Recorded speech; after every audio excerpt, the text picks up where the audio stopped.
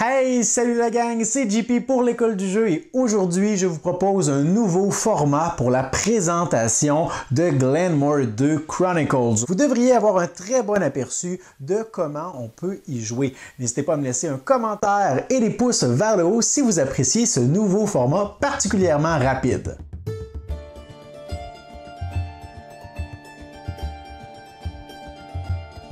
Glenmore 2 Chronicles est un jeu pour 2 à 4 joueurs de Matthias Kramer publié par Fun Tales. Il s'agit d'un jeu de placement de tuiles et de développement. En début de partie, les joueurs devront retirer de la boîte les éléments du jeu de base et les installer sur la table. Les joueurs devront également décider s'ils désirent jouer en ajoutant l'une des chroniques proposées.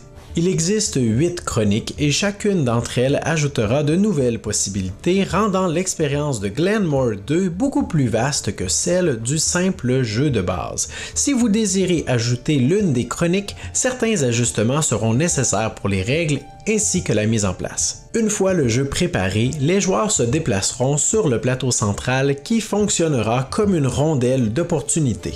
Plus précisément, le joueur se trouvant en dernière place en suivant le sens horaire aura l'occasion d'avancer son marqueur du nombre de cases qu'il le désire pour aller récupérer la tuile de son choix, à condition qu'il puisse en payer le coût.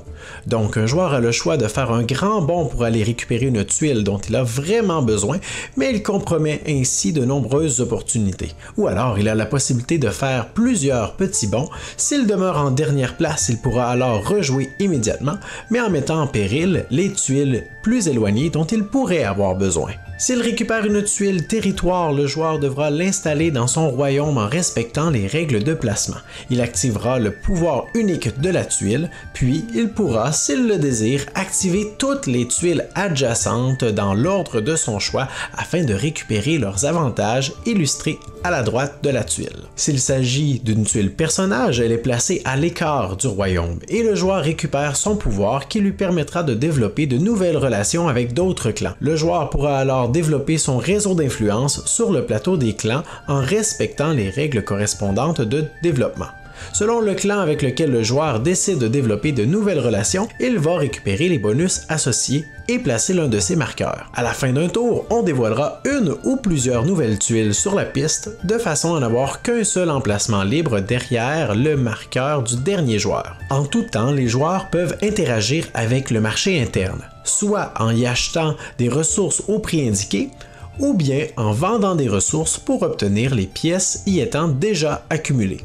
La partie se déroule en 4 manches. À la fin de chacune d'entre elles aura lieu une opportunité pour marquer des points de victoire. La fin des 3 premières manches se déroule de la même façon dès que la dernière tuile d'une pile est mise en jeu. Pour chacun des décomptes, il existe 4 occasions de faire des points. Pour chacune d'entre elles, chaque joueur devra comparer ses performances aux joueurs étant le moins avancé.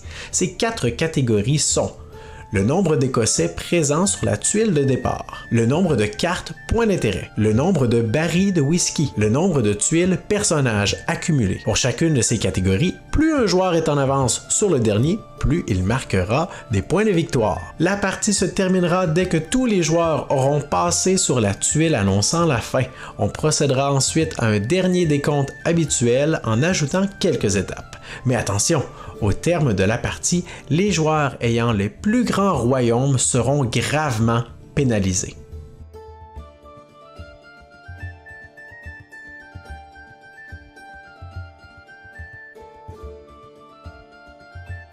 Alors voilà pour la présentation de Glenmore 2 Chronicles. Laissez-moi des commentaires, pouces vers le haut si vous avez apprécié ce nouveau format. Moi je vous dis merci pour votre écoute et à la prochaine.